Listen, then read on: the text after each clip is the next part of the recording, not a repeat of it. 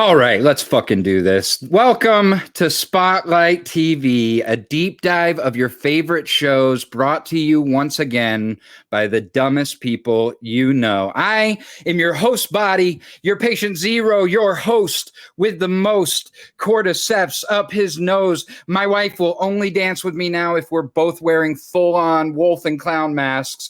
Your host who's better as a guest, Jeremiah Parker Hobbs. And joining me as they have the entirety of The Last of Us, he's only a little bit better than Ellie at Mortal Kombat. It's Kamen Daugherty. Goddamn right, man. Who's your guys' go-to in Mortal Kombat 2? I've always been a sucker for Liu Kang. I love that boy. Sure. I always liked standing behind people who played Mortal Kombat 2 and cheering them on because I was too afraid to be embarrassed. Sure. Always fucked with Scorpion. I know it's like a really lame answer because like I think everyone did, but like if I had to choose, it would be Scorpion or Raiden. Oh yeah, I mean, Raiden's he's such a wise old man with a fat ass. Welcome back to Spotlight Games, and he's back with us. Welcome back. I can't imagine him wearing that Victoria's Secret set because I've seen him in it multiple times. It's Patrick Schweigert. Yeah, hey, buddy. I could go put it on right now if you want me to. I thought that you were going to. I thought that was going to be the special thing for this week. Hold on. Do you still have your cowboy hat, though? Hold on. Let's go. Oh, there it is. There we go. Once again, let's go, incredible podcast work. Brother. We are here deep diving episode 7 of The Last of Us. Welcome back, Patrick. Glad to have you. I'm alive this week, other than the typical feeling of being dead inside. But sure. I'm feeling, I would say 99.9%. So I'm ready to talk about this show again. I bet our listeners already wish I was gone, but hey, you're stuck with me. Well, welcome back. We are here live on Twitch on Monday nights at 8 p.m. on twitch.tv/Spotlight Games. Is it Spotlight Games Pod or Spotlight Games? Spotlight Games Pod on Twitch. Great. Honestly, I've been doing it wrong on my Instagram this whole time. And we are here to discuss Left Behind, episode 7 of The Last of Us, directed by Liza Johnson, written for the screen by Neil Druckmann. Now, Liza Johnson has directed a lot of TV. She has directed episodes of Feud, American Horror Story, Room 104 on HBO, pretty cool show, Barry, Sneaky Pete, Silicon Valley, What We Do in the Shadows, Physical with Rose Byrne. Have you seen the show? No, I've wanted to because you know who's in it? Murray Bartlett. Oh, and so is Rose Byrne, and she's extremely attractive. And The Sex Lives of College Girls. Also, that movie Elvis and Nixon with Michael Shannon and Kevin Spacey playing Nixon. So there you go. I can't believe she directed an episode of Family Feud. Is that what you said? Family Feud? I think so, yeah. I think I said Feud, but yes, Family Feud probably also. Good answer. Yeah. Hey! We start this episode where I was goddamn hoping we would. Back with Joel and Ellie. And I knew we wouldn't get much, but it was so nice to see them together and see that she had gotten him somehow back up on that horse and over to someone's house, which was awesome. Yeah, I was curious to see whether we were going to just be in the past the whole time or if we were going to get just a touch of the present day. Kamen, what did you think about that? Did you hope we would just stay in the past and let the people suffer another week? Or yes. Yeah.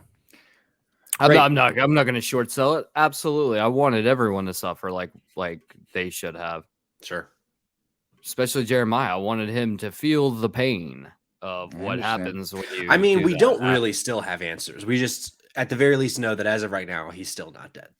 Yeah, that's true. That's true. And it did make me yearn for more through the episode, having him for just a second. So you're probably right. I probably would have just suffered silently without him there at all. Joel begs Ellie to leave and go back to Tommy. And Ellie looks like she's about to oblige. opens a door, and that's all we get. We're in the past. We are with a Ellie we do not know, a Fedra trainee getting picked on while she wears her Walkman before throwing a punch at the little asshole in her gym class. Man, do you guys remember how often as children it seemed like we would just run laps? Oh yeah, all the fucking time, man. Why? What an awful just on a existence. basketball court, because PE teachers didn't know how to teach physical education. So we all just ran. Let's just do 4 laps. Here's the thing, guys. If we all look into the mirror, all 3 of us, we look into the mirror. Yeah. It didn't help at all, did it? Physical specimens. I mean, here's what I will say, actually. Best shape I've ever been in my life when I was randomly running laps around a basketball court. Well, fair. That's best shape you were ever in your life.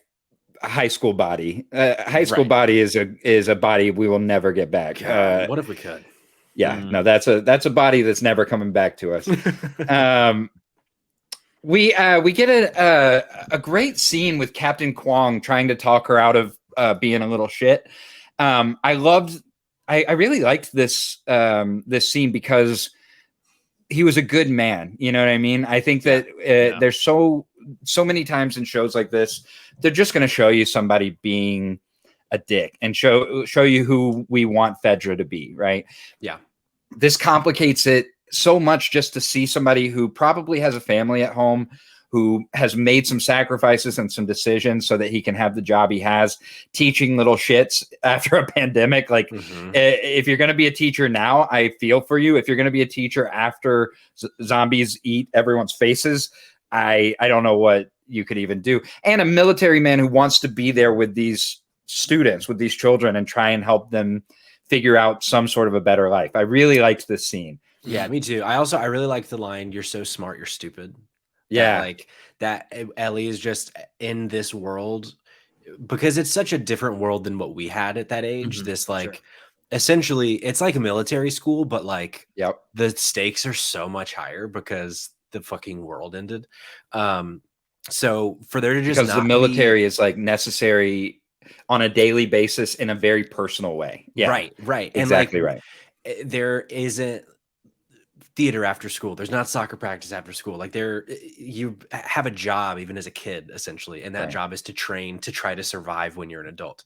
And so I'm sure it creates a bunch of just angry children. And so seeing that kind of exists in Ellie in this, where like I could never imagine at that age telling my superior to just put me in the fucking hole. Like, one, there would have been no hole, and 2, I would have never said fuck in front of an adult at the age of 14. But they have that really good opportunity. Scene. Yeah, absolutely. This is what I write in my notes at this point. You ready? He shows her 2 paths. One where she's independent and thinks for herself and lives a shit life for it, and the other where she, quote, swallows her pride. I always hate that fucking phrase. It just means do what I say, and then becomes an officer and has a cushy life. Which means that in this world, nothing in America has changed at all. Correct. Yes. Eat shit and live a good life, or think independently and don't. That's my libertarian rant. But like when you know the world that they're living in, somehow it still tricks your brain when he's like, we're not cold in the winter, we're not hot in the summer. Like, it's like, man, being an officer does sound pretty good in this world. So, and then we find out later in the episode that you can also have the job of shoveling shit without our plumbing, right? Yeah, exactly. A lot of weird stuff has happened in the past 20 years. Like, we live a very weird life in 2023. Because looking back at 2003, I was like, no, that's right. Like, Walkmans, we read comics, we are like looking at the posters on our walls in our rooms, just thinking about games that we might have played. Like, it's so odd to live in 2023 and be sitting there writing all of these notes on my phone as I watch an episode of this show on your little supercomputer. Do you remember in school they'd just be like, no, you can't have a calculator for this test because in the real world, you're not going to be walking around with a calculator. Well, hey, guess what? Fuck you. all of our phones have calculators. Even the older phones have calculators. So fuck yourself. And I can still write boobs on that calculator. God damn you, we can. Also, the calculator that they made us buy, I haven't done a math problem like that since. I've calculated tip. I have added the amount of listeners on this podcast, which, by the way, easy addition. Easy. We love to see it. Let's see. Riley, right after Ellie goes to bed, Riley sneaks in a little late, about 3 weeks late, and lets Ellie know that she has joined the Fireflies. So she forces Ellie to come out at 2 a.m. to, quote, give her the best fucking night of their lives. Also, I really laughed when she comes, like she sneaks into her room, wakes her up by putting her hand over her mouth. And her justification is, I thought you would think it's funny. Like, what fucking joke is that? Here's the thing. She kind of does that in the game too, though. Oh, for sure. Yeah. So like, it's not like this was like is it stupid in both situations? Absolutely. Yeah. Is it verbatim from the game? Also true. So like a little credit. It's maybe that's just their joke that they do. You know what I mean? Like maybe when she was living there, just every once in a while, if one of them woke up at 2 a.m. to pee or something, they were like, I'm going to really get her this time. So you mentioned earlier, you were like, this episode is written by Neil Druckmann. That's right. And I had like a chuckle to myself when you said that, because like almost so much of this dialogue in this episode is ripped directly from the game. Like, oh yeah, so much of it. So I was like, well, this was the easiest fucking thing to write. You already wrote it already. You just had to like change a couple words to make it make sense, and then you're will say I did notice in the opening credits that it said specifically written for the television by Neil Druckmann, which means that he took a script he already had and changed a couple lines to make it work a little better on screen and wrote for the television. I mean, that's an easy paycheck, baby. Easy. And like, of the 7 episodes we've gotten so far, this is, I think, kind of by a mile, the closest adaptation so far to the game. Like there are things they don't do, and there are things that they added. Like the guy we get to in a little bit on the top floor that is dead. Like that's not in the game, but like 95% of this episode is like directly from the game in some way or another. It's not always 1-to-1, but it's pretty fucking close. Sure. That's awesome. They have a conversation as they walk about Riley's newfound values before they run into that dead guy who falls straight through the floor after they get a moment of staring at him, which scared the fuck out of me. When that thing fell through the floor, I was like, oh no. Also, you didn't get the pills. You just got the booze. Idiots. Yeah. They're young. They do get that whiskey though. So yeah, tell us. I did like when they're kind of talking about Riley's newfound values as a Firefly. There's this line that she says, which actually isn't from the game, that comes back a couple times in the episode, where Riley's like, it's okay that you don't know everything. And I think I really like that kind of through line that Riley has, that like, sure, I'm only a few years older than you, but like I've already in 3 weeks learned so much more about the world than we know being a kid for Fedra, that you don't know everything, and you're 14. It's okay that you don't know everything, because I think that's something that, in terms of Ellie swallowing her pride, I think that's one of her kind of faults as a character, is always kind of thinking she knows best when she's not even an adult yet. So I liked that addition to Riley's character in the show. When it was such a perfect kind of collation of like somebody who's about to graduate, or somebody who goes off for a weekend to their college's orientation, and they come back and they're like, I had the time of my life at orientation. There was a foam party and I made out with a girl, and you know what I mean? You're like, you just learn about life so quickly the minute that you leave the house, right? And the college experience is much better than the college experience I had, if that's what you accomplish in the first 3 days of orientation. Jesus, man. Look at me, Kamen. Here's the thing. I want to point something. Fair enough. I want to point something out though. That so in the game, and Patrick, please step in at any given point. I know you just played through this recently. But in the game, they stumble across there's someone named Winston. Oh yeah. If I remember the name correctly, it's Winston or Williams or something. I think it's Winston. I think you're right. And so I forgot exactly like what sets up how they know Winston, but essentially he lives in this I can't remember if it's like a mall or like where they find. It's in the him. mall. He has a tent in the mall. It's like on the ground floor. And so they're talking about him. Apparently he's like a Fedra agent or something, and he had a horse, and apparently he just like kicked over and died, like on the horse. And they make like a comment to each other, which I really loved, where it's just like, no one ever dies from natural causes, which is like, that kind of gives you some like in insight that world. in the world. Yeah. But so they find the bottle of alcohol there. However, when they do, they pick up a photo, and this was something I actually went back and looked up because I was like, this seems really familiar. If you look up the photo of Winston or Williams or whatever his name is in the game, the person who's dead in that upstairs floor is almost identical. Sans cool. cowboy That's hat. very cool. Like they've got the same they got the same like dirty blonde. Both have the beard. Like it's almost identical. And the only difference is the photo of him has a cowboy hat. I wonder if that's a happy accident or if that's like that was their way of having a little homage. Little nod to it. That's really cool. I like that. Ellie asks Riley why she wanted to do the Firefly thing, and Riley gives her answer, which sounds a lot like my description of Captain Kwong's two paths. That she says, I tried to think independently. I try to have like a voice, and they want to make me scoop shit, right? So, this whole episode. You know, we talked last episode about how scared I was of going back into the past, and I always am. And in great shows where we go back to the past, I still have like an aching for the forward drive of the motion. But this episode, they did enough on each end to give us the actual forward drive, and then they gave us enough of this story to tell us that something big is going to happen here, right? Yeah. And if you're thinking about why we would even see this happen, you got to assume that somewhere at the end of this, we see why she seems to be the savior, right? How she got infected. So it had a really nice like forward drive to it. I will say Storm Reed plays Riley. Did y'all see A Wrinkle in Time?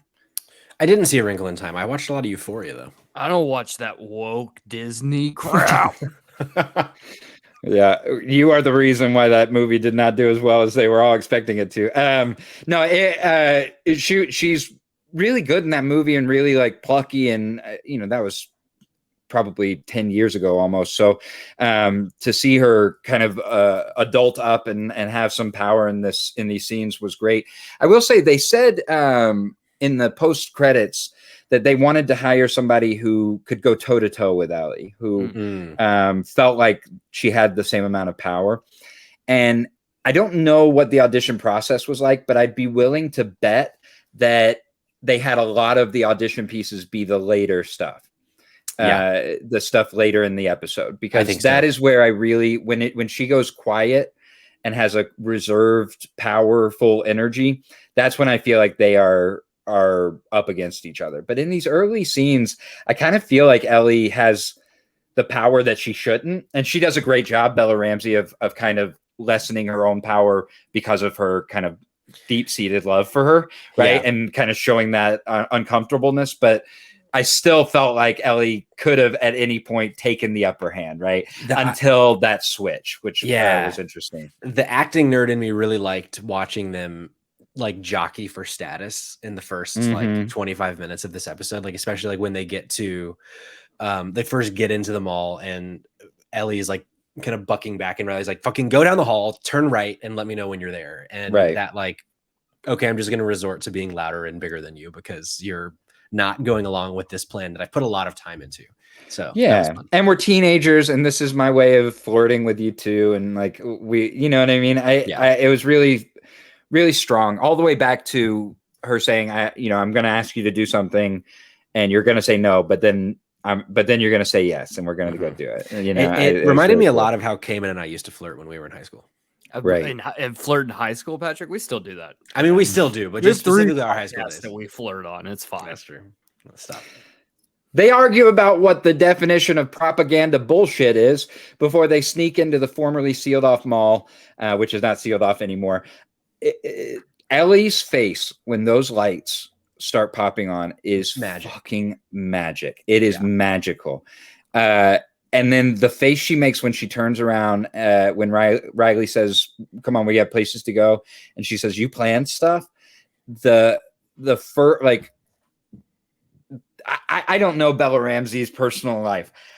I know that she is a fucking great actor to turn around with that much vulnerability and sweetness to say that line as like a first love. You like did something, like you did a date for us. That's so sweet. Like she was fucking great in this scene, and to do it in front of a blue screen, because this was not practical. This lights coming on effect, it was all VFX. Really, yeah. And that's interesting. I was shocked by that. Like the amount of like nuance in her performance here of like, we've only agreed that we're friends, but I look at you as more than a friend. And you've done this thing for me that is maybe the most amazing thing that's ever happened to me in my short 14-year life. And like you get all of that within 4 seconds from her, I thought. Yeah. So I know they made the practical mall though, right? So it's just that shot moment, that was the reveal of the lights and stuff. That was VFX. Yeah. Kamen, what do you think? So I think that this is something like we might gloss over just because, you know, we're watching a TV show and, you know, like this is not reality, but like that moment where like you kind of take for granted, like it does seem magical, right? You're like, oh wow, like this is so cool, and then you get hooked on the characters or whatever. But like we take that shit for granted. Like you walk outside at any given point, you know, and it's like kind of interesting to me is like, you know, you can just walk into like Midtown Atlanta and be like, man, look at this incredible view and all this stuff, but we just bypass it so quickly. Whereas like this is a moment for her where like we've seen this 1 billion times in real life, but like just it shows you like how different this world is, but also like how incredible just normal things are that we just take for granted. I think that that's something, I don't know, for me in that moment, I was like, God damn, like I do take shit for granted. Like this is really fucking cool. You take it for we should probably, I do too. And not Jeremiah though. No. We should take him for granted more, honestly. Probably. I think that's probably right. That edible kicking in, feeling nice? Not yet. That's trust me. If this was any indication of the last time I ate one of her desserts, I wouldn't be sitting in this chair right now. I'd be on the floor drooling on myself. So also we get Dawn of the Wolf Part 2 at the movies. Is that from the game? This is from the game. It's a really fun reference. So finally, God damn it, dude. We are in episode 7. I just want to make it clear. We are in episode 7, and this is the first time that I have asked you a question and asked if it was part of the game, and you have said yes. Every other instinct that I've ever had has been like, well, actually, it was kind of a play on this, but they made it specifically for TV. This is like the exact poster from the game, too. It's not even like a different poster. So a couple things here. So before the poster, also really fun for people who have played the game and like know the entire story that is to come. The use of "Take on Me" by Aha when the elevator or when the escalator comes on. All I want to say about that, but fucking love that they did it. And then Dawn of the Wolf Part 2 in the game, you know, as we've said, you play as Joel. There are several times when you're in, like, I think one of the times is in Boston. Another time is in Pittsburgh, which, you know, in the show is now Kansas City, where you come across like one of these posters on the street. And it's very clear that it's a play on Twilight. And there's like a mechanic in the game, an optional conversation where a little thing goes above Ellie's head and you can interact with her if you want like a little bit of extra dialogue. Sure. And she's like, what is this? She's like, oh, we used to love movies like this. They're just like cheesy, stupid teen horror love story movies. And it's a fun like connection to that, which, you know, is also a fun connection to Save Trash Cinema, the podcast. I would have to go back and rewatch episode 1, but if I'm not mistaken, it's in the opening scene, or not the opening scene, but during the car plane crash. Plane crash, all of the runners that bust out of the of the movie theater. The movie theater, if I'm not mistaken, because I distinctly remember that being in the game. It's on the marquee that it's now playing. Like that's on the cool. Marquee. That's really cool. I like that. And it would line up still too. Yeah, no, for sure. I will say, you don't have to say anything else about Take On Me. One of the TV tropes that they added in was that radio in episode 1 that said 60s or whatever, 70s or whatever, 80s are trouble. We get that again in episode 3 with Bill and Frank, where Frank and Tess are having that conversation. I just felt trouble. The minute that Take On Me came on, when that escalator popped on, I was like, oh, trouble. What that was great a rule that they had. God. Yeah. Here's the thing. That not rule even for the this only TV show, 80s it's song. great. It's not the only 80s song that plays in the episode. They do it multiple times, and it gets like it becomes more and more noticeable the closer we get to like the climax of the episode, which I think was like a nice little touch as well. Yeah, like this, whether it's score or licensed music, I think this show is so fucking good at music. Like it nails it at every turn. Like it always uses the right. And this episode too has like the most of the game score in it too, which I am a nerd for, so I really like that. Right. But yeah, the use of Take On Me, I thought was. That said, if we think about it for even 30 seconds longer, we go, why is a mall in 2003 playing only 80s pop? Wouldn't we be on like Britney or something? X-Dina's there at that point. I don't know that this specific moment was actually the mall. I think this was just the show. I think that's what I interpret. Oh, okay, gotcha. Sure. We walk up on a Victoria's Secret, and Riley laughs thinking about Ellie trying to wear this stuff, which feels really sad. And then we get that shot of her after Riley walks away, like looking in the mirror of that window, adjusting her hair, kind of looking at the mannequin on her body, trying to figure out why these things were important at all. I know why they're important. Riley takes Ellie to a carousel by way of, quote, eyes closed, let's hold hands, which is a very sweet high school thing to do. Yeah. All of this, there's just so much longing in every one of these shots, which is what kept me invested the entire episode. You could feel just this love, like, and a love that they knew they were never, ever allowed to explore within the walls of Fedra, right? Yeah. Like they weren't allowed to even have these conversations because they're trying to survive. They're not looking for love. They're not trying to have romantic relationships. I'm sure that the girls and the boys are separated or whatever it is, right? So that they can try and avoid these things within this Fedra detention camp, essentially. And then these two ladies are falling in love as roommates, and both seem to know it and seem to feel it. And both have never had a chance or an opportunity to act on it until tonight. Yeah. You know, and go ahead, Kamen. No, please. I was just going to say, I also love that you can tell that like the alcohol is starting to kick in a little bit. Like, yes, they're starting to get a little comfortable with each other. And that, what you said, Jeremiah, that shot of Bella just head against the carousel post, just staring at Riley, I thought was awesome. Like such a like gripping moment for me. But something that I hadn't really thought about at all until this episode is the implication that this is when this started was 2003. So now we're in 2023. But I don't know that in 20 years of a post-apocalyptic world, there is this like culture shift of, it's still not the majority of the country, unfortunately, but like queer love being a normal thing and like a thing that is so prevalent in our own lives and in media that for so many of us it's normal now, but like at the time was not a very common thing. And so like the thought of like as a teenager in that time the world is ending and it's also potentially like not kosher to be gay. Yeah, if that's still the rules of the world. I don't know, maybe in the 20 years it's changed. But absolutely, you're absolutely right. And it's such a smart point, because when we think back on Bill and Frank, the only reason that Bill, and please tell me if I'm saying these two wrong, because I tend to confuse them, but Bill was Nick Offerman. Correct. And Frank was Murray Bartlett. Great. Yes. So Frank seemed like someone who was comfortable in his sexuality from the moment they met. Bill was gifted the opportunity to have this relationship because fucking nobody else was around. 100%. Right.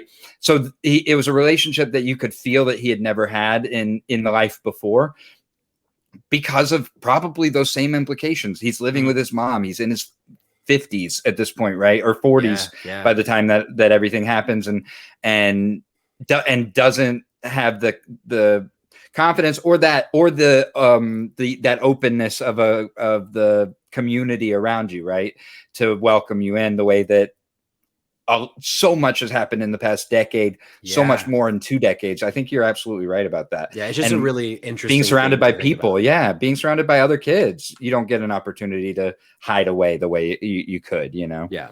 All right, before we move on from the carousel, though, did you guys catch on the initial watch through that the song playing is like a music box version of The Cure's "Just Like Heaven"?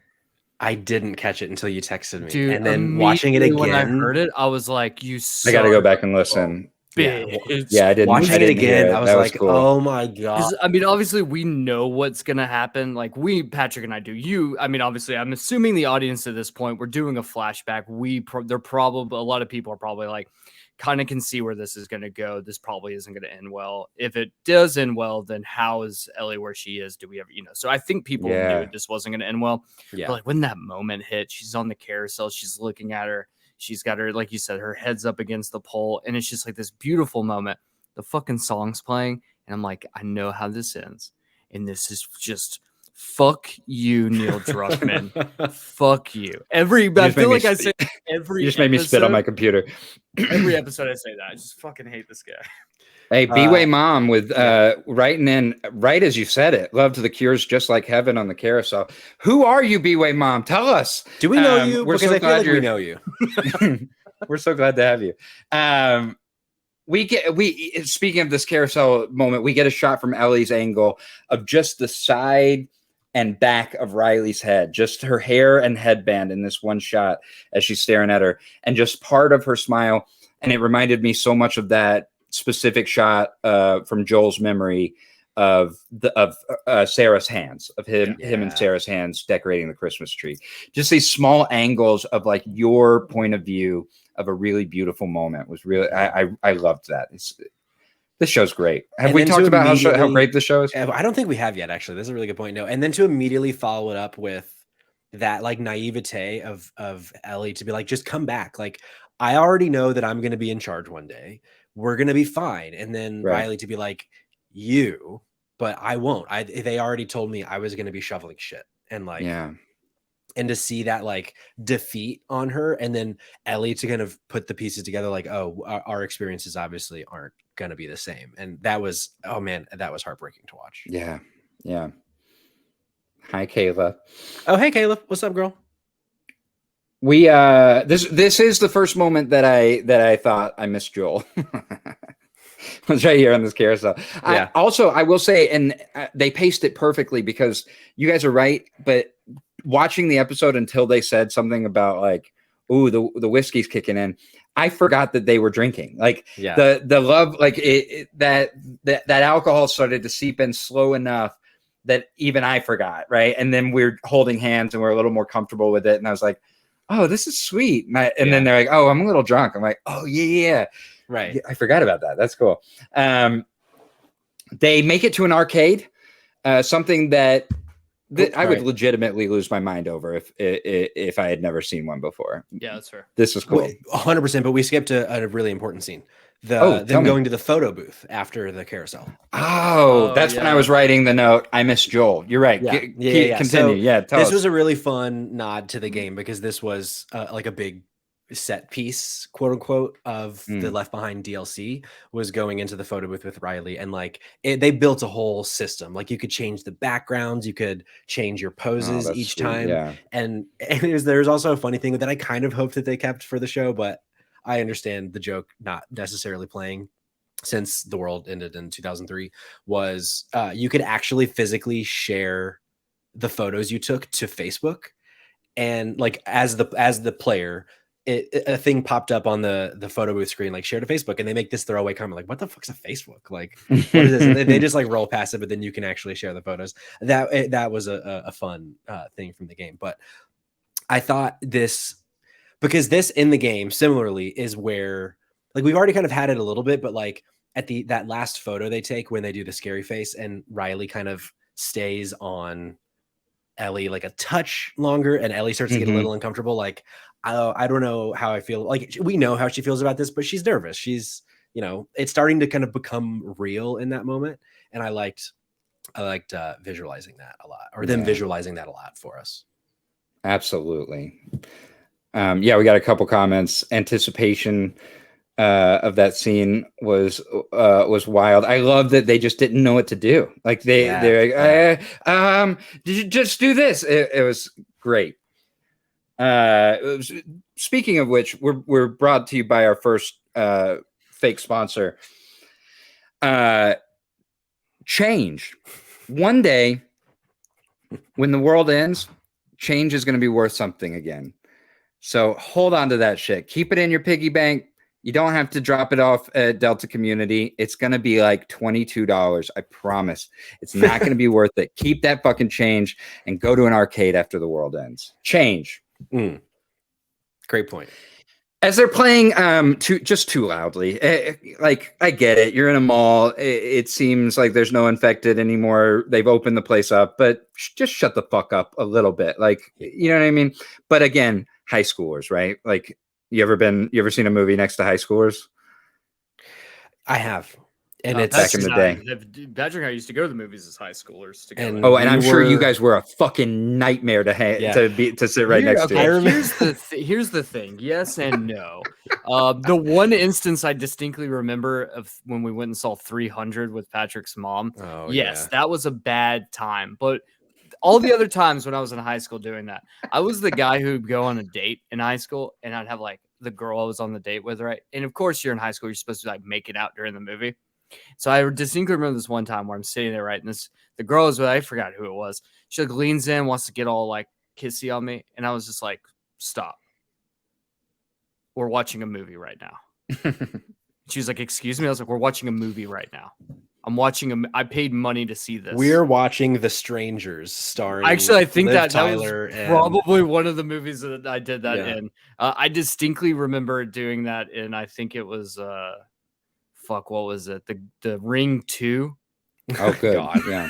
Just was like, no. You're like, this is cinema. I need to watch The Ring 2. I remember. Honestly, nothing's ever changed. Nothing's changed since then. The one that I think of, I don't remember if you were there, Kamen, but we were seeing Adam Sandler's Click. No, and, wasn't there for that one. Front row, because it was opening night and the only seats were in the front row. And there's something that happens later in the movie. I don't remember what it was, but I just got up and turned around to the audience and yelled, "Plot twist!" because I was just being an asshole. And it's like the high schoolers, man, we were insufferable. My first kiss was in a viewing of Disney's The Rookie, starring Dennis Quaid, as a 40-year-old baseball pitcher.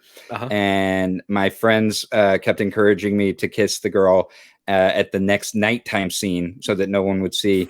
And so the next nighttime scene, I turned to her and asked her if she wanted a kiss, and she said okay.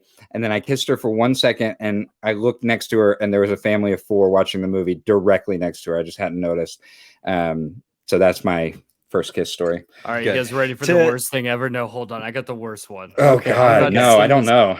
Is it podcast worthy? Oh, God, when you hear this, that's fucking probably. Oh, no. I don't know. We'll find out in a second. First time I ever felt a boob. You ready for this? Here we go. In the back of a theater watching Passion of the Christ. In Sancti Spiritu. Fuck you, Jesus. And Mel Gibson. We'll cut that part, but to bring it back, we won't. To bring it back to the show. But thank you for sharing, Kamen. Kayla in the chat, and going back to that, Ellie and Riley being loud. She makes a good point. Like Kayla says, I think they were letting their inner child come out and forgot to be quiet. Like for sure. Like they were caught up in the moment. They thought they had the mall to themselves, and they got a little reckless. Sorry, I keep not a Mel Gibson movie. Mel Gibson, Jim Caviezel. Jim Caviezel, yeah. Like, you know what? Honestly, I'm pretty sure every single person involved in that movie is going to hell, guys. I mean, it's gonna possible. lie.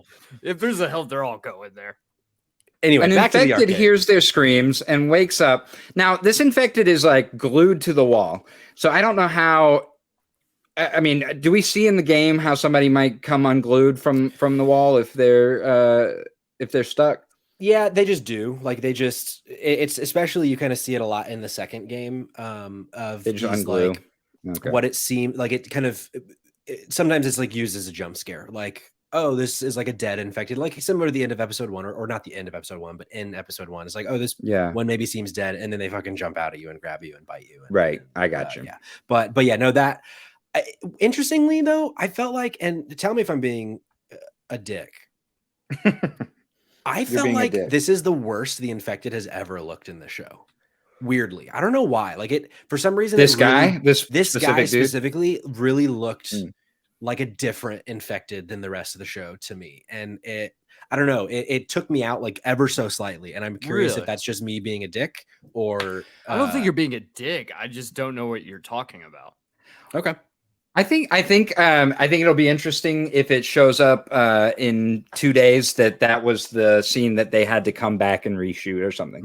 You know what I mean? Because there were so many up close shots, and so many of them were so well lit because they were like they're in the middle of that well lit room, right? Where when the infected comes through. Yeah.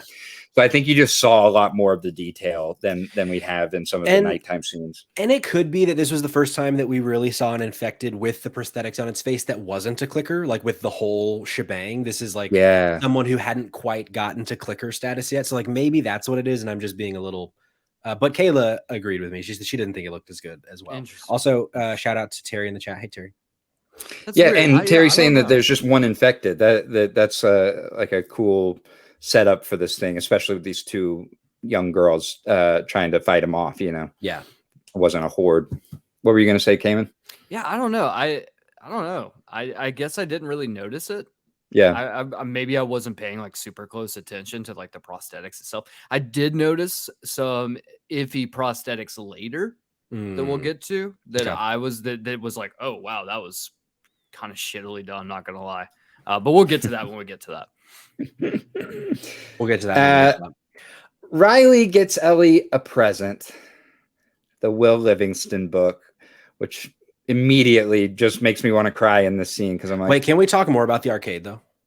Sure. Yeah, absolutely. This whole scene I thought was magic too. Like getting to actually see them play, and like I also love the little Ellie's like, how many times have you done this? She's like, I've done this a few times. Like, oh, okay, so you haven't done everything with me, or so you didn't save everything for me or whatever. But because like in the game, this is a really big moment too. And it's an example of like in the game, they would have had to build in like a whole second game to do a fight scene. So the way they do it is like with Ellie's imagination, Riley has her close her eyes and like talks her through it. And you're like pushing button combos to like go along with it and like play imagination with her.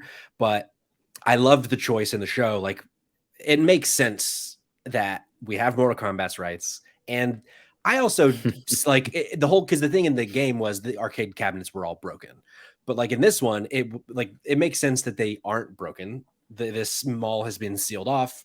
It seems like looters wouldn't come in and just break all the arcade cabinets. So I liked, like, for this medium, it makes sense to show the arcades. And it was a really fun, like, getting to see them actually play and have that moment together. It was really, really cool. One qualm I have with this. So Riley knows how to perform fatalities for multiple different characters. How?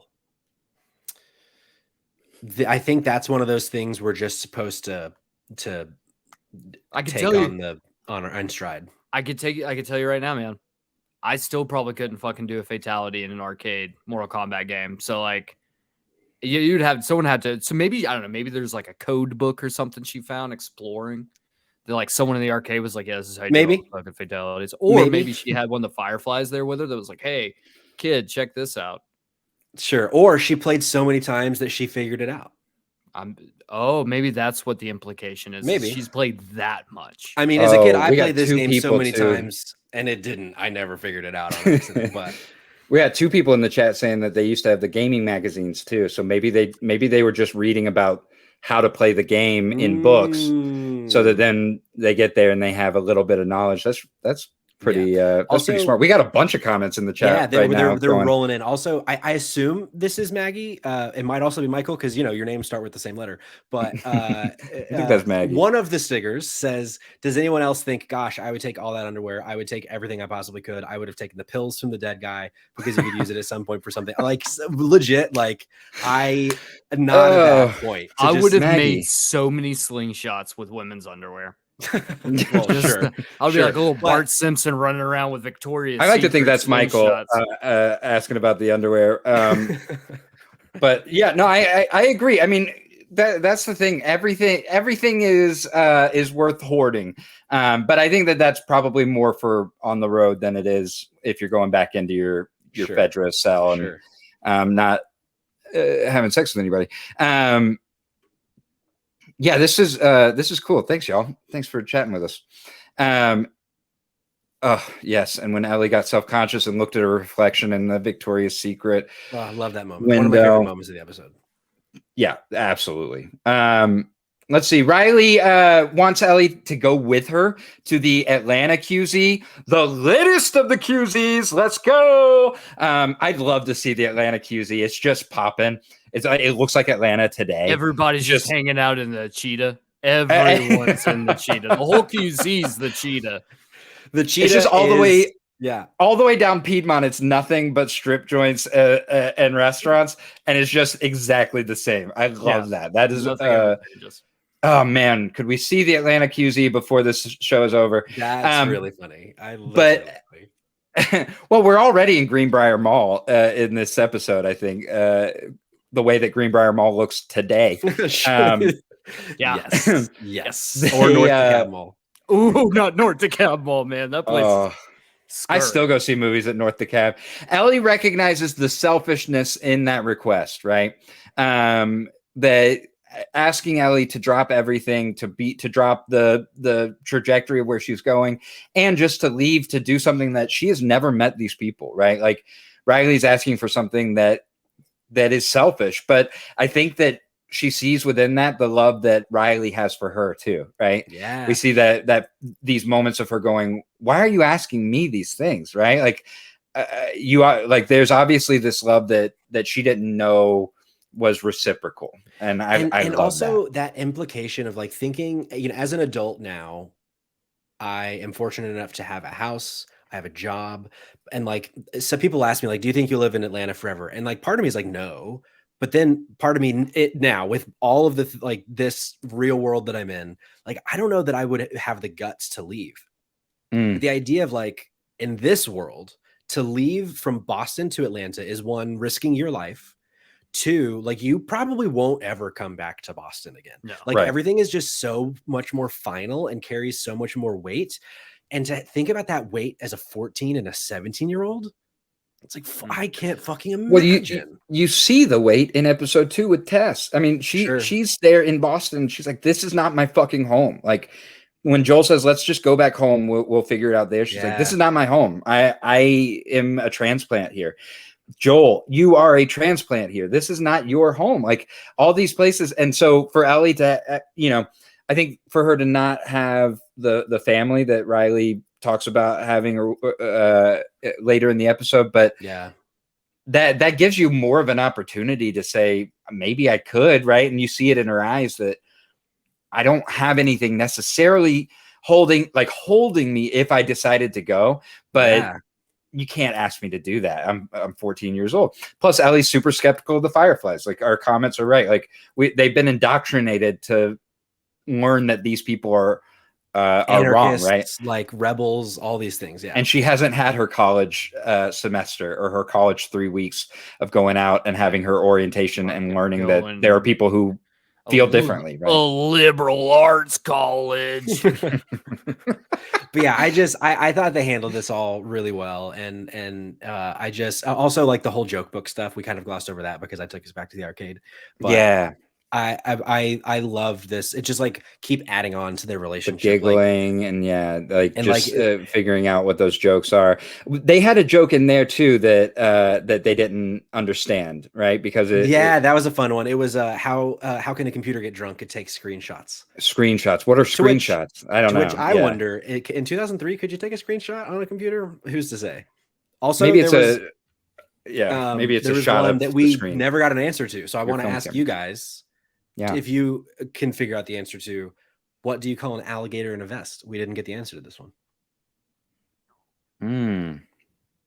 It's when Ellie found the pipe bomb. So this makes great podcast. Investigator. Sydney Alfredo in the chat. Investigator. Just getting all.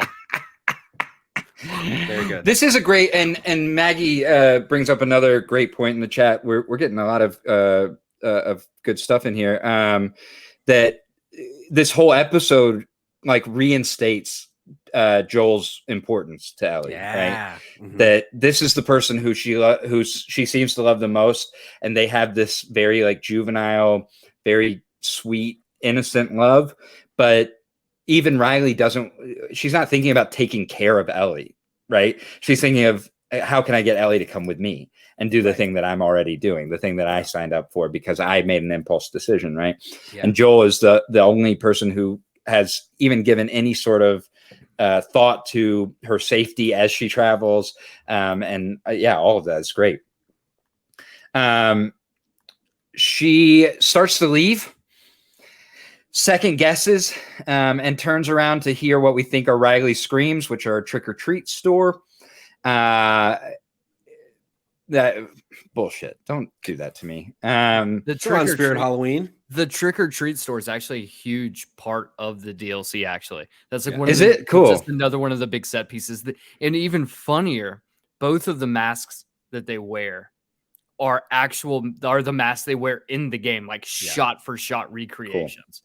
Which I figured that they probably really had nice. To be, yeah. That was a really nice touch. Yeah, it's really cool. Yeah, the Left Behind DLC does a really good job. Like there is combat in it, and we can kind of talk about that at the end of the episode, like what the difference is, like the one major difference in the show to the Left Behind DLC. But I love that, like kind of the whole point of Left Behind, because you play the whole thing as Ellie, is it's just their story. It's the combat kind of takes a back seat, and so they have these moments like the photo booth, like trick or treat, like the carousel, like these really, and the show I think just nailed all of them, like stem to stern, and I was really happy with There's that. One thing we did gloss over is they constantly talk about how the fact that like one of the people in Fedra, one of the teachers, like stole their water guns, and Ellie's been trying to get the water guns back. So when they're walking back and she's like, "What gift did you get me?" She's like, "Did you give me water guns? Did you give me some water guns?" I was like, "Yeah, that was a fun little nod." It was just like brought me back to that moment, because there's a moment in the Halloween store where she finds like a magic 8-ball, but it's a skeleton head. And I just think if you sit there long enough and you do it, like there's multiple prompts that pop up, and one of them is, "Well, I get my water guns back," and it says the answer: the spirits are nodding their heads yes. And she's like, Riley, we're gonna get our water guns back. And it's that's like awesome. It's such like a childlike moment. And like I will say, I think that's like they did a really good job in this episode with like the childlike moments and like the fact that these are kids, you know? Yeah. But I do feel like just for brevity's sake, like we had to trim some of that out to like really kind of fit in like exposition and narrative into it. So I don't feel like we had as much as we do in the DLC, because the DLC is just rife with like really hammering home like these are children. These are kids living in this fucked up world. Yeah. And I don't think we got a lot of that, but we did get it. I think we got enough. We got enough, I think. And yeah, for those of you in the chat, like if you didn't play the game, the Left Behind DLC in totality is like 2 hours. Like you could probably find a whole playthrough of it on YouTube. And again, like it's mostly story. So like you'll just get like extra little story bits that weren't included in the show. Well, two things. One, I think all of this is so detailed and so smart. And I think that this show, having watched Chernobyl and seen how slowly paced that show was, and how every episode was like an hour and 30 minutes, hour and 45 minutes, it feels to me like they could have made every single one of these episodes longer. Like there's stuff that's probably on the cutting room floor because Mason specifically seems like such a genius at like TV pacing, right? So it seems like they took a lot of this stuff and they were like, we want it to fly, and we want you to wish that you had more rather than be like, that was a little bit of filler, right? Like every episode I'm like, oh fuck, I could have used 15 minutes more. You know what I mean? Like, release the fucking Druckmann cut. Well, the crazy thing is the Druckmann cut you can play right now on a PS3, a PS4, or a PS5. But still, I'm That's still true. saying there are versions of these episodes that we know because they've said Absolutely. are longer and they cut them down for TV. And it's such a brilliant way to be like, let's make it fly. And if you do want the Druckmann cut, you got it already. It's on YouTube. Like, go watch it. Like, and maybe when we do a director's cut on HBO next year, we'll put all of those extra scenes in for the people who want to watch it. You know what I mean? I love that. The second thing I was going to say is we made reference earlier to a woman in the Fireflies who is maybe in her 40s who took Riley on. And I could not stop thinking about the sexiest woman in the Boston QZ. Marlene. I miss you, Marlene. I also saw on IMDb that she was listed for this episode and was like, fuck yes, let's go. And she never showed up. She's one of the not bigger in the DLC, bummers. so it wouldn't necessarily make life. sense for her to have shown up, but it Druckmann would have cut. been fun. Druckmann Riley cut. says that she just wants to belong the way she felt with a family. And they have a sweet moment of a goodbye before they just decide to have a masked up dance party. It's so sweet. This is another like pitch perfect thing for me. Like Kamen already mentioned the masks being spot on. The table is the exact same. The like lit table, the same song. Who was it? Is it Etta James singing what's the Cher and Bono song? It's like her version of that. I Got You, Babe. I Got You, Babe.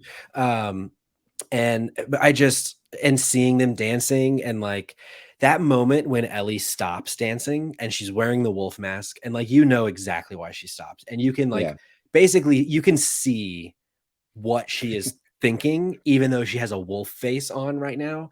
And it's like, those are the kinds of things that I think this show nails that a lot of shows don't, where like they've built this world that's so vivid and these characters that we understand so deeply and see so much of ourselves in that like these moments that like in this example is literally covered by a wolf mask, exactly what she's thinking. And you just want to see her take the mask off and take the clown mask off. And you just want to see them have their first kiss. And it's like fucking gold.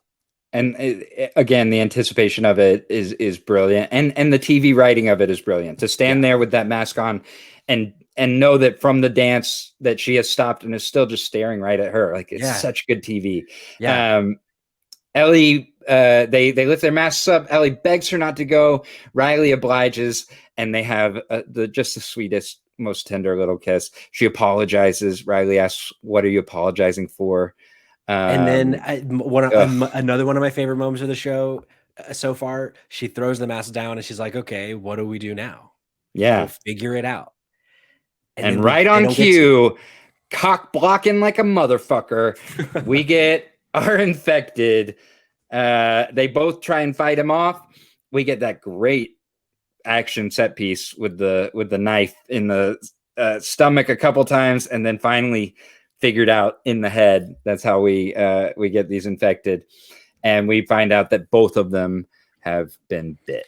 And another one of those things, like with watching Bella Ramsey's performance, she kills the almost clicker, and that like elation she has, like I just killed something, and seeing her like go through that emotion cycle of I just did something I've always wanted to do, which is kill. That was fucking awesome. That was fucking awesome. And then to see Riley just staring at her arm, and then she looks down, and then Riley shows that she's been bit too. Is like So this and was the no of it was so great. Yeah. Sorry, this go ahead. was the moment though that I had issues with dodgy prosthetics.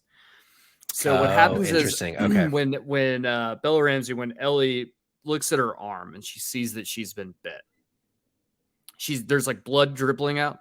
She like rubs her arm really fast, and you can see like the makeup around where it's I like didn't trying catch to blend in just was like a completely different color. And then you could almost see like the prosthetic, The makeup itself smudge. like shifting a little bit Just too. a little bit. And I was like, I looked at it, I was like, that's I dig like the effect of like the blood dribbling out, but like that's like way too close up of a Can I shot tell you on something though? The prosthetics person sitting at home watching this episode went, fucking damn, I told them not to press that hard in the shot. And they, oh my God, I told them not to do that.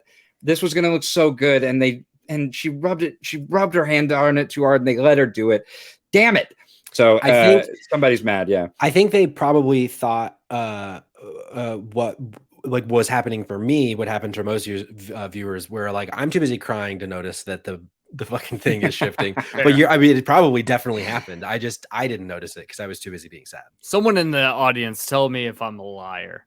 Well, Maggie says that the fake rabbits in the episode last week looked fake as hell as well. So we might just be getting a couple of things that they're glossing over with some of these things, I guess.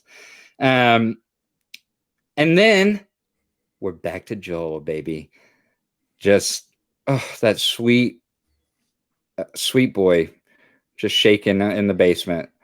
And like, I also love this moment. One, I like that we cut back to it because that's something that, and we'll talk a little bit more about, like the cutting back to the present day is how the DLC goes, is the whole juxtaposition of Riley and Ellie are in this mall. And in the present day of the DLC, you are Ellie in this mall trying to find medicine for Joel.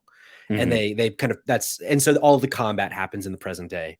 And all the story happens in the flashbacks, and I loved that the episode, like they do such a good job, as we've talked so often about, of they give us these lines throughout the episode of stitches, like like Ellie had to give a girl, or she punched Bethany, she needed 13 stitches. Ellie already had stitches at one point. Riley's had stitches. Like they keep talking about stitches. So now in the present day, Ellie's like, oh, he's about to die. The only thing I know what to do now is stitches. I've never given stitches, but I know that's a thing. Let me see if I can find some thread, because I've seen somebody do it before. And that, like, explaining to us over 55 minutes that this one choice she has is because of this fucking tragic thing she went through. But that's why she's like, oh, of course, as a 14-year-old, I know to look for thread because of the world that I've already, or the experiences I've already lived. Mm-hmm. Couple chats here saying that she didn't even sterilize the wound. I'd love to know with what did they she just pees on him. Oh God, if she had peed on him like a jellyfish, she thought that maybe that would sterilize it. Joel had a flask though that might have still had something in it, but then again, might have had a little bit of something. I guess that's true. I don't know if I'd like sterilizing a wound with bathtub hooch. No, I don't know. I wouldn't trust that shit. Not gonna lie. Probably better off there could have been a little bit, sure, but then again, she's fucking 14, so that's true too. That shot was great. Whatever they used for the skin for her to poke through on both sides, that was good. Looked really real. Like that was really gross you out real. Yeah, absolutely. Ellie doesn't leave. She grabs all the things she can to help. We start cutting back and forth between Joel and Ellie and Riley and Ellie. Riley gives two options. They can do the easy way, which is both shoot themselves and have to decide which one goes first and which one goes second, which is not the easy way at all. And they decide on the second option, which is to not quit and to live the rest of their lives that they have together, which is a really smart move for the girl who's about to save the world with her good blood. Yeah. I write this here in the notes again that Storm Reed got this role for that final scene. Mm-hmm. That scene is she booked it for that scene because she is great with that quiet, calm, powerful energy that she gives. It's another example of, like, if it ain't broke, don't fix it. Like, this is the same exact dialogue from the game. It's like it's so effective already. You don't need to rewrite it. It just absolutely. But we'll get all poetic and lose our minds together is option 2. And like it's like, oh, that line. Just saying never quit. I mean, somebody didn't quit on her. Somebody didn't, and that's the thing too. We've seen this in other places. We saw Henry and Sam, and we saw Sam infected and Henry not give it a second thought, right? Like he is lost. Anything that might have been inside him is gone, even though he was sitting there and we assume he might have still been deaf. There might have still been that little piece of him inside that it took Ellie walking around and him seeing her to turn around and attack her, right? So we get these moments through the show of like, Riley might have seen Ellie's arm and shot her immediately and then looked at her own hand and been like, fuck, and had to shoot herself, right? And that's how that, and then the story's over, right? Like if Ellie's the one person in this world who can help, we're fucked. The whole world is fucked because we didn't make this decision. I love that we make this decision. And Maggie in the chat saying that again moves Ellie's decision to not give up on Joel, right? Somebody else didn't give up on me. One person who loved me didn't give up on me. I love Joel. I'm not giving up on you. It's very likely that he's going to end infected, not with cordyceps, infected with bacteria and die because of the situation. But I'm not going to, I'm going to do everything I possibly can. Also, Kayla in the chat, another one of the favorite scenes is Ellie going berserk and Riley just sitting there. That like stoic, like she has already accepted, whereas Ellie has to like grieve first and have that like rage come out. That I thought was really, really good too. Yeah, I loved that. You know what's the most tragic thing about this to me though? And it's something that I never really thought about after playing the DLC in the game, even this week earlier in prep for this, is the thought of like, what comes next? Like, is it that they stay in the mall for a couple days until Riley eventually turns and Ellie does it? And does she leave Riley there? Does she have to kill Riley? Like not knowing what potentially comes. And you don't think that we're going to get that? Do you think that we'll get that in the show at all? I don't. I maybe we do. Maybe there's a line at some point down the line. Maybe, but because I don't think it's a spoiler to say they don't say it in the game. Like we don't get that resolution in the game. It ends where this scene ends, where let's like be all poetic and lose our minds together, and they like hold hands, and it's like okay. That's it. And then the music kicks and it goes to credits. She made a line. I don't know if it, or made a comment. I don't know if it was last episode or the episode before last, where she says like, this isn't the first person I've killed. Like, And so we don't, but the thing is at the moment, like we still don't know. She's killed and infected. Right. So is it the clicker she just killed or is it Riley? Yeah. So do you, how do you read that? And honestly, I think it's better if we don't know. It's the monster you know versus the monster you don't. Exactly right. I think you're exactly right. But it does. Now, what I love with these creators, would I love in episode 9 in our finale to have a pre-credits scene where Ellie wakes up in the mall and is fine and Riley is not, and we have to deal with that for a minute or two before and we actually do see it. Great, because I trust you as creators. Absolutely. I would fucking love to see your rendition of that. That said, if you don't show it to me, I'm kind of okay with that. Like, cause I think it's great. Like where they leave it. Yeah. I could see in season 2, there being like a flashback sequence of showing maybe not like what exactly happens to Riley, but watching Bella act through what it would feel like going fucking crazy, just waiting for your turn. Like, when am I going to turn? And then 3 weeks later, she still hasn't. And now she's being tested by a federal officer, by Tess and Joel. And it's like, it's been 3 weeks and I still haven't done this. Like, I don't know. The Firefly officer. Yeah. No, it was Fedra that did it. That did with the test in episode 1. I'm talking about the very end of episode 1. Oh, yes. I'm sorry. Yes, of course. I thought, no. And how she gets from the mall back to the Fireflies, right? Like she's got all these Firefly bombs that Riley's been protecting. I'm assuming she's going to take those with her and then try and figure out where she's going. This has been the deep dive of this episode. This is where this episode ends.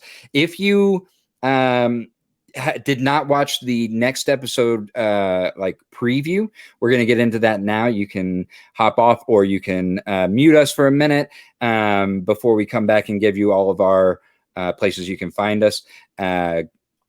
And we do have a couple questions in the chat that we'll get. We're going to get to those as well. Yeah, absolutely. So if you want to put us on mute for about 60 seconds, next week's episode looks like it's going to be a doozy. It sure does. And as the kid of a pastor, I have been waiting to see the religious people in this world, like the like religious cult that has gone off and been on its own. Like it's going to be so creepy, and I cannot wait. I'm so excited to see what this episode brings because, and again, for those of you who might be new in the chat today, Kamen and I have obviously played the game, but we don't do future spoilers on this show because Jeremiah hasn't played the game. So we know like what is coming, but there's a lot of Troy Baker in the preview, which is really fucking cool because Troy Baker he's Joel from the game, and great, yeah. He seems to be playing. Either he's a role in the game that was just really, really little, or they've kind of added a role for him as this like character that we don't know yet. Seems to be like his right hand, perhaps. I'm really excited to see what next week brings because I think it could be one of the best of the season. And could be a real departure like the Bill and Frank episode. Could be. Like there could be some of the stuff that you guys are used to, but we know maybe the a lot of it that we know that the final episode's length is 45 minutes. I think it is the shortest of the season. It is. Next week's going to be 51 minutes. Really? I thought like next episode was going to be a boomer. Yeah. I can't believe there's only 2 more and it's less than 2 hours left. Yeah. Before we get the rest of it. This is the one part where I'm the most hung up on. Yeah. Is like, I don't know. I kind of see like the finale. Like, honestly, I don't think the finale needs to be any longer than 45 minutes, knowing how that's all going to go. But like this next episode, like an hour and 15 seems like a sweet spot for this next episode. I totally agree. And I'm a little worried about that 51 minutes. I'm afraid it's going to either feel underserved or we're going to rush through a lot of stuff. Now that said, can I tell you, we talked early, even maybe in our like primer pod for this show about where we thought this season was going to end. And you guys seemed pretty confident that season 1 was going to end where the game ends, right? Where game 1 ends. Now it seems like we've heard some rumors that this show is going to last 3 seasons instead of 2. And do you think that there might be a change in that? Well, I think that is going to be seasons 2 and 3 will be the second game split up into 2 seasons, because which I think makes way more sense. Honestly, I think the first game could have been 2 seasons too, but the second game especially, there is no way you could fit that even into 10 episodes of television. Like so much happens, and it's all really necessary stuff. Like you can't tell the same story in what'll end up being probably about 8 hours. Maybe 7.5, like potentially of what this season is probably going to end up being. There's no way it would. So game wise, that game is just a lot bigger. The game's about twice the length.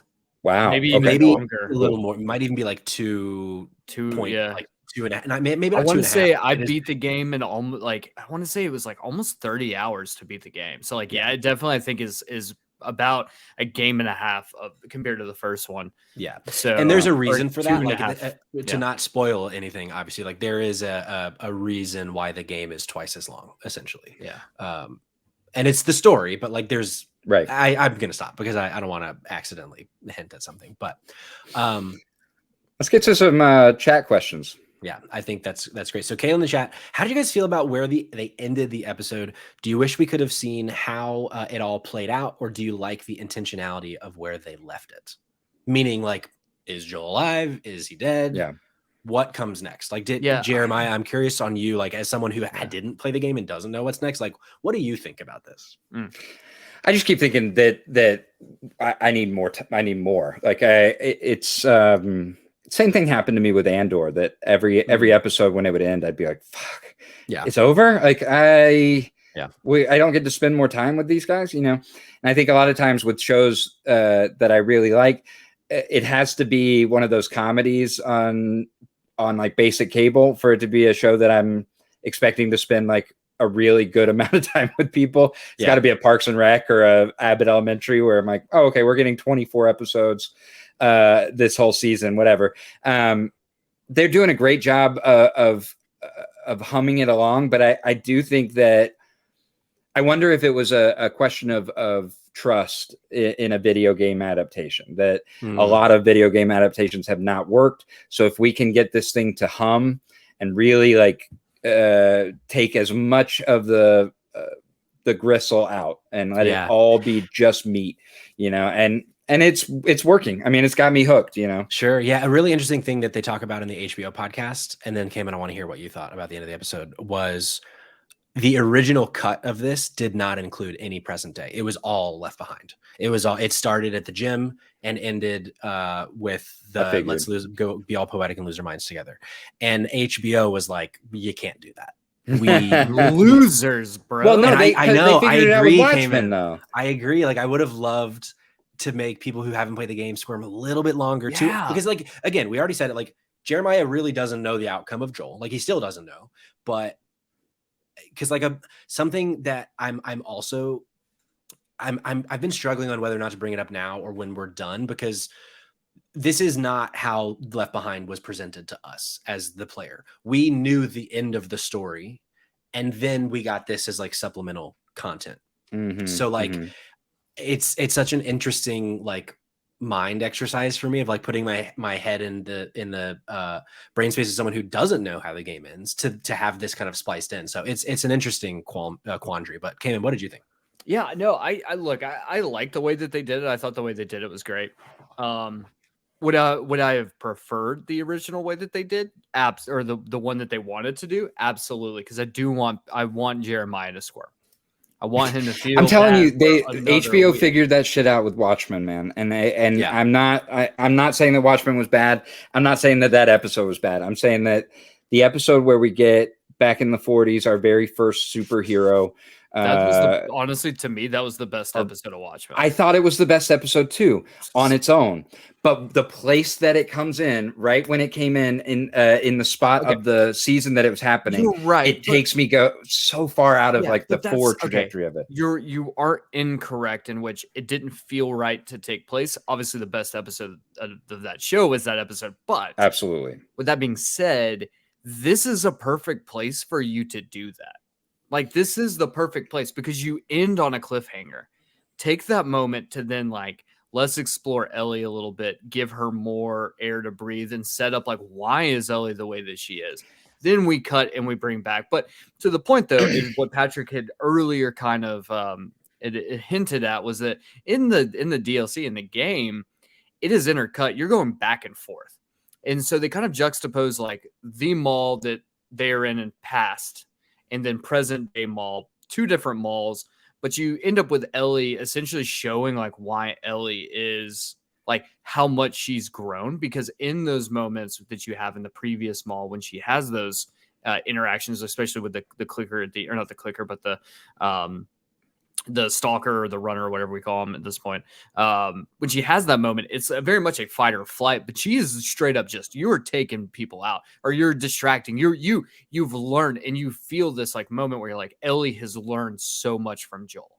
And it makes it like, part of me is also kind of like, I wish we had a little bit, like, if you were going to do it. Like, you wish we had a little bit less or a little bit more. Yeah. Either nothing or give me more. Yeah. Because I feel like that would have been a great moment to be like, showing it like the resolve of Ellie, like give her like throw in an extra 5 minutes of showing her going to the house next door and coming across an infected and having to kill it really well. And like, and like that would have been so fucking cool to be able to be like, now we get to see how much Ellie has grown, because I wanted to see Ellie kill the other gangbangers that were there. Because you know that she's sitting there with Joel as they run up on her.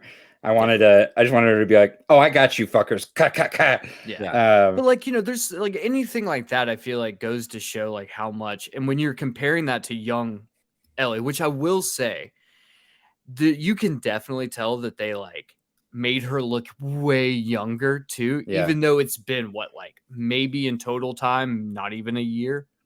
Probably like 6 to 9 months, I would think. Yeah, so, but like how much older Ellie looks and how much more mature she looks than she did back when she was with Riley in that been through some shit. Yeah. And like she's like how much she's grown, just both physically and mentally, like how much she has changed. But I feel like just showing a little bit more of her in present day during that, so it could reflect each of like how much more mature she is, how much more edge she has on her now compared to a more innocent version of Ellie. I feel like would have done a lot to kind of really show that growth, and we didn't get that. So part of me leans back on like I do think it would have been better if we didn't get to see any present day at all. Well, I think, and Terry in the chat is actually, I totally align with Terry right now. He says, I think we might see some of what Kamen's talking about in the next episode in terms of seeing what Ellie's learned. I agree. And I don't think it's going to be the Left Behind stuff. I think we're going to see other, like just Ellie being a badass and like being able to hopefully save Joel, and like what dangers will that bring? I can imagine. I imagine it's the shotgun, right? Because he's been so hesitant to help her learn how to do it. Last episode, right before they leave, they're practicing it. He's asking her the rifle, the rifle. I'm sorry, the rifle, to take the deep breath and to let it out slowly. I have to imagine that rifle is going to come in nice and handy. I can tell you right now. Here, quick spoiler for next episode. It's gonna suck. Hey, guess what? Quick spoiler for the episode after. It's gonna fucking suck, guys. Yeah. But in the best way. It hurts so good, I literally y'all. think there's. I honestly, I even say this. I go back and I'm like, I think there's only one episode in which it's not like a gut punch episode, and that's episode 4. But even then, there's still the gut punch episode where Ellie has to shoot the guy. Sure. In that moment of like, oh my, I just pulled the trigger. And like seeing Jelly. Is that their couple name? Is Jelly? Jelly, yeah. Seeing Joel like not be able to hear the guy and then fail, which we've talked so much about in this podcast. There is one more question from the chat, but I'm going to use that to shamelessly plug our other podcast, Spotlight Games, and say, please, Kayla, we're going to answer your other question. Where do we think we're going to see Ashley Johnson in the previews, and whether it's going to be next episode or episode 9? We're going to talk about that tomorrow night. Spotlight Games, end of every episode. During the show, we're talking full spoilers of either game, because I think that would get into spoilers of when I think we're going to see that. But I do think I have figured out the exact moment in which we're going to see it. So 8 p.m. tomorrow. Tune in tomorrow. Because I thought 8 p.m. I like that. I was thinking 50-50. Either it was going to be this episode or the episode that I'll talk about tomorrow, 8 p.m. Spotlight Games Pod on Twitch. Because I have some theories on that, and I think I'll be surprised if I'm wrong. But Neil Druckmann kind of spoiled it on Twitter. So, did he? I didn't see that. So now.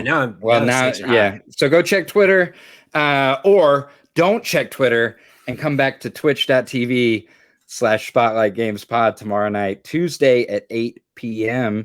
Patrick, where can people find you? Yeah, so if you want to follow me on Twitter, it's at Patrick Schwag, or as Jeremiah just mentioned, our Twitch, but then also on Twitter at Spot Games Pod or Spotlight Games Pod on Instagram and TikTok, a platform I haven't used in months, but hey, maybe I'll use it again someday. Kamen. Oh man, you can follow me at the Dumpster Boy on Twitter. I finally figured out how to change my handle, and guess what? Apparently, no one was stupid enough to take that name. So I got it, baby. You're not Dumpster Boy 1, 2, 3, 4 even. Nope. Just the Dumpster Boy on Twitter. You can find me there. And if you're interested in our third podcast, Save Trash Cinema. We not live if you're watching live, but if you're listening to this, most likely we do have an episode live, and that episode is covering the Jean-Claude Van Damme 1985 film, No Retreat, No Surrender. And I would tell you, I do this every episode. God damn it, it's a good time. It's a good time. JCVD. If you're interested, you can follow all of our socials at Save Trash Cinema. That's across the board. Everything that you could think that there'd be socials, we're there. Also, boys, I think if Kayla's still in the chat, I think we might be doing a little crossover soon with JK Games. They have another Clickerbait is their podcast that is doing what we're doing with Kayla and Jerica of the JK Games podcast, deep diving each episode. But I think we might be doing a little crossover between Spotlight TV and JK Games podcast soon, or Clickerbait soon. So keep your eyes. All right. I like that. I am really bad at posting shit on the actual Spotlight TV Instagram and Twitter. I'm pretty sure every time we upload a new episode on Twitter, it still says it's episode 2 brought to you by condoms. So I'm going to figure that out. But until then, you can follow me at Jeremiah P. Hobbs. We will always have our Twitch stream up there and running. I will make sure that it's the right Twitch stream every week. And we will, hey, we got it right. We got people here. It just happened to be about halfway through. On behalf of Jelly, Joel, and Ellie, I've been Jeremiah. That's Patrick. That's Kamen. Don't forget to press triangle for boost. Bye-bye. Bye.